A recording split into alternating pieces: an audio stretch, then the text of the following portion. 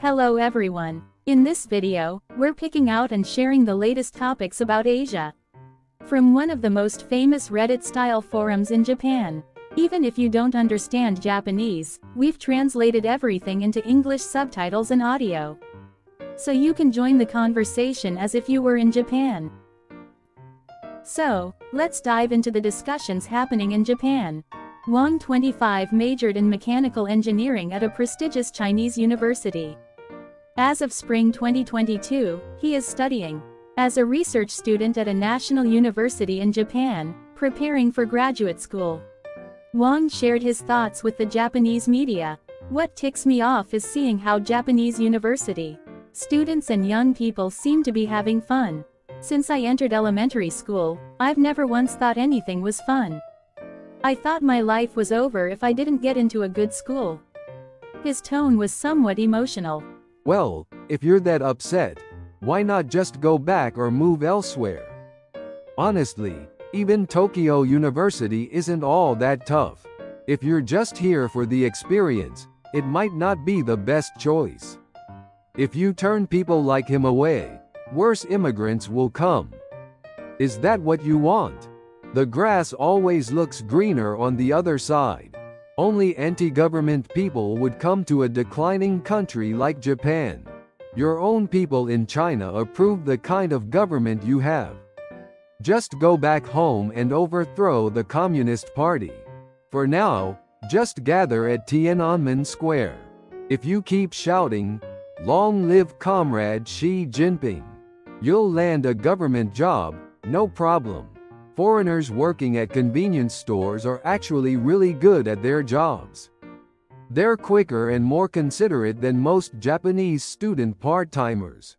And they understand Japanese really well. At least Chinese youth have the option to escape to other countries. So they're lucky. With your level of talent, you could find a job anywhere in China. Japan may be clean and livable, but it won't stay that way if foreigners mess it up. It didn't magically become clean, after all. Japan is Japan because it's filled with Japanese people. If it's full of Chinese people, it'll be China. China and Korea still have that imperial exam mentality. It works when you're playing catch up. But once you're caught up, you need innovation. If you're just a study machine, you won't get far. Revolutions in China start when the failed intellectuals gather with the masses to use violence. It's risky from here on out. If you're highly educated in China, you should probably work somewhere other than Japan. Seriously, why do people from anti-Japan countries keep coming to Japan? Isn't there a better country than this one you supposedly hate? These days, Japan's pay is low. There are constant natural disasters. And it's not a place foreigners should want to come to. We do welcome hardworking and sincere people, though. But if bad guys show up or our reception, policies are so terrible that people end up committing crimes, we need to fix that.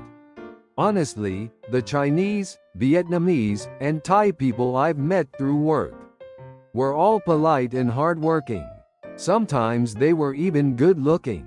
Girls from northern China are especially beautiful, right?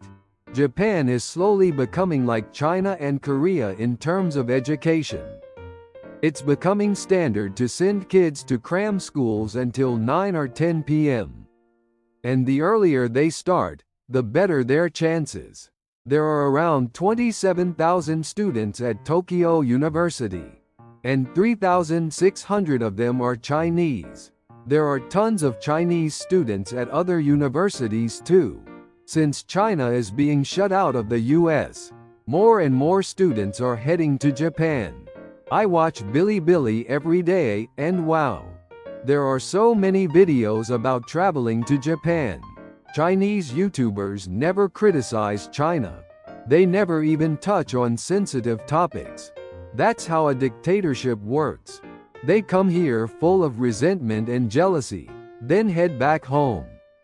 That's a huge security problem. Honestly, the rest of the Chinese People are probably enjoying themselves back home. There are gloomy people everywhere, though. Those lay-flat types probably spend their days lazing around. It's not that Japanese people are having fun. It's more like they aren't really thinking about anything. But yeah, there's no point telling young people to be more aware of reality. In developed countries, everyday people can live reasonably well. So people are more critical of the study-focused elite mindset. But in China, the gap between rich and poor is so huge. And the elites are envied. There are tons of people competing like crazy. Southeast Asia is going through a downturn. Since China's investments have dried up, that means more people are flocking to Japan, which is a problem. Chinese people should go back to the days of wearing Mao suits and biking to work. That system only worked because of high economic growth. Now that growth is slowing. Things probably seem pretty bleak. Chinese and Russian people coming to Japan are mostly here because they like it. Who cares what their governments are up to? China now looks a lot like Japan did after the bubble burst. As for Chinese people, they're driven purely by short-term money. I'd rather they didn't come here. The collapse of China's bubble is way more severe than what Japan went through. Did you find this video interesting? We'll keep bringing you fun topics from Japan's online community. Please subscribe to the channel and drop some comments.